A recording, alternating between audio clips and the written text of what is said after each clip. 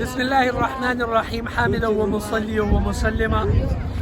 زه تاسو ته نن د جبل احد یا د سید الشهداء حضرت امیر حمزه رضی الله عنه یا د جبل الرمات درې واړو سیزونو په باره کې اویرنس ویډیو پیش کولو دپاره حاضر شوی یم.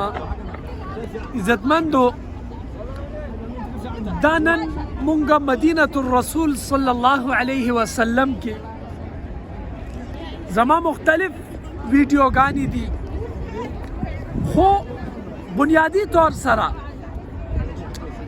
زمونږ بعضې سیزونه داسې دي چې کم خلق دلته کې راغلي دي هغه خلقو تم غلط ګایډنس ملو شوی، او چې کم خلق هغه راتلل غواړي هغه دلته کې راځي، نو د هغې دپاره هم اویرنس پروګرام دی چې هغه چې راشي نو هغه په دې طریقې سره هغه خپل زیارت کمپلیټ کړي.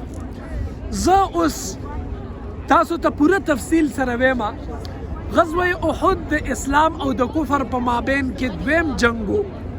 دا هغه جنگ دی چې په دې جنگ کې پیغمبر اسلام صلی الله علیه وسلم د ابو سفیان په سربراهۍ کې د لشکر اطلاع ملاوېدلو نه بعد د حضرات صحابه کرام رضوان الله علیهم اجمعین سره خبره وکړله. قرآن هغې ته اشاره وکړله وشاورهم فی الامر.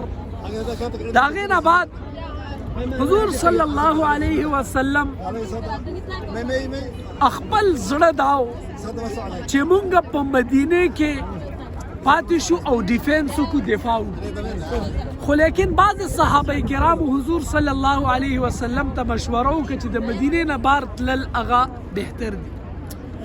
حضور صلی الله علیه وسلم د ډیرو خلقو مشوره ومنله، ځکه چې د هغې مشورې کثرت نو د دې د وجې نه حضور صلی الله علیه وسلم ارشاد فرمایلو، الله تعالی ارشاد فرمایلو فاذا عزمت فتوکل علی الله. بس چې کله تا اراده وکړله بس په الله باندې باور. اوس دغه ځای نه غزوه احد شروع شو. د احد په لشکر کې د پیغمبر علیه السلام خلاف د ابو سفیان لشکرو د هغه د لشکر تعداد 3000 لګبګ و، او د پیغمبر اسلام صلی الله علیه وسلم د لشکر تعداد 1000.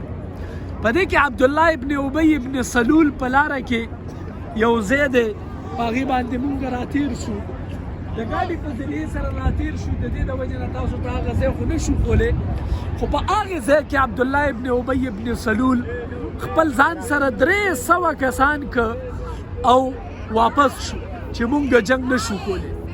حضور صلی الله علیه وسلم په دې ارادې باندې واپسی شروع کا چې کچرته تاسو ځئ نو ځئ، زه د جنګ نه واپس کېږم. او بیا دلته راغی غزوه احد. دلته کې د کفر او د اسلام په منځ کې جنګ وشو.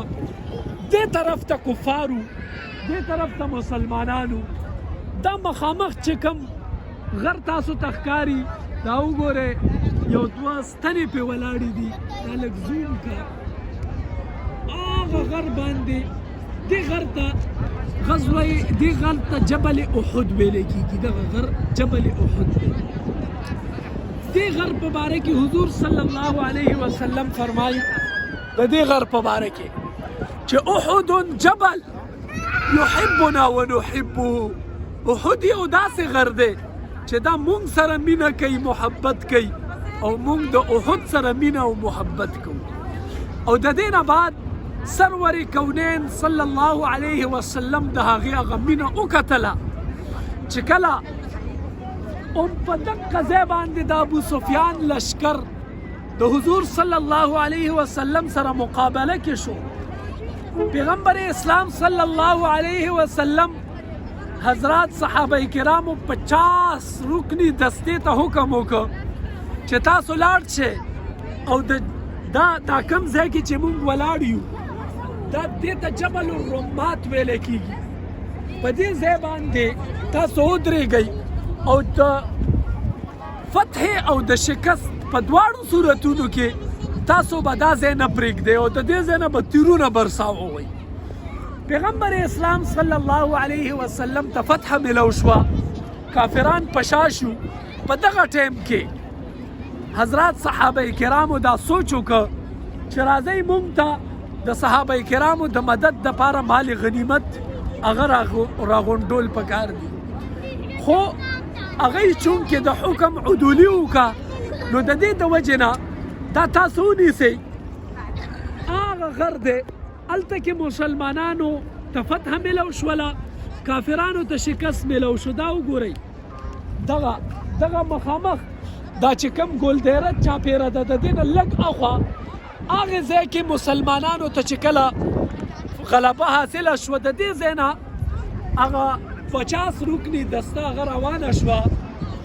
خالد ابن ولید چې هغه ټیم مسلمان شوی نه و، هغه خپل جنگي سوچ استعمال که او په دې طرف باندې داسې راتاو شو. دغه ځای کې مخکې غرونه په دې طرف باندې داسې راتاو شو او دا ځای خالی ولیده.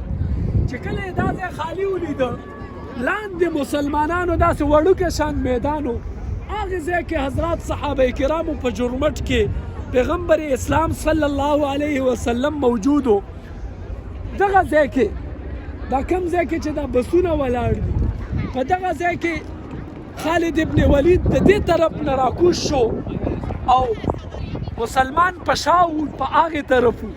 دغه ځای کې حمله وشوله، د خالد ابن ولید لشکر حمله وکړه او مسلمان د دې قوت والا حملې نه پسپا شو او تقریبا 70 صحابه کرام شهیدان شو. په دغه ټیم کې د سید الشهداء مرتبه والا د حضور صلی الله علیه وسلم انتهایی نډر بیباک تر حضرت حمزه رضی الله عنه جام شهادت نوش که او په دغه ټیم کې حضور صلی الله علیه وسلم مخې ته هم ډېر تکلیف و.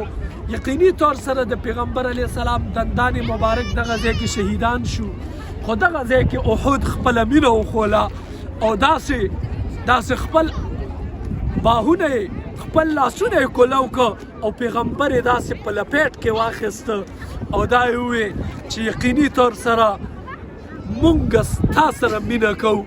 او دا هغه مینه وه چې هغه یې پیش کړه او د هغې نه بعد بیا پیغمبر اسلام صلی الله علیه وسلم مخې ته هغه صحابه کرامو هغه غټ واقعه ده هغه راغه او دوباره چې دی نو د جنگ هغه پانسه پلټ شوه او الحمدلله کافران واپس لاړه. د هغوی په زړونو کې الله رعب واچولو، دبدبه واچوله، هغوی واپس مکې ته واپس شو او مسلمانان په ځای پاتې شو. بیا د هغې نه بعد دا مخامخ چې کوم دا چاردیواري ښکاري، په دې